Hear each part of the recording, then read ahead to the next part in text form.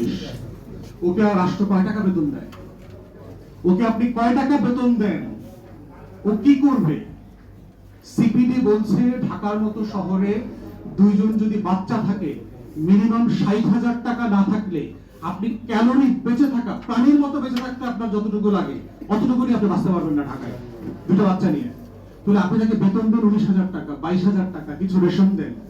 এইটা দিয়া দুইটা বাচ্চার সন্তান, অনেক ফ্যামিলিকে বাবা মাকে লুক আফটার করতে হয়, গ্রামের পরিবারকে দেখাশোনা করতে হয়, অসুস্থ রোগীদেরকে চিকিৎসা দিতে হয়।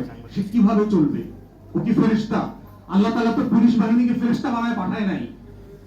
ফেরেশতারা আল্লাহর অভিযোগ করছিল না যে তুমি কি একটা জিনিস বানাইছো, তোমার জিকিরও করে না, ভায়োলেন্স করে, দুর্নীতি করে, তোমার অবাধ্য হয়।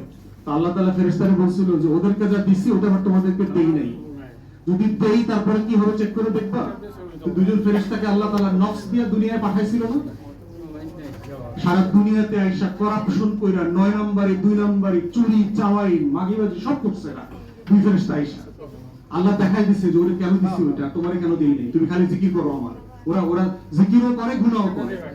তুমি পুরুষ তো এরকম একটা মানুষ ভাই, আমার সমাজ থেকে বাইরে আসছে। ও 19,000 টাকা কিভাবে ভালোভাবে জীবনযাপন করবে?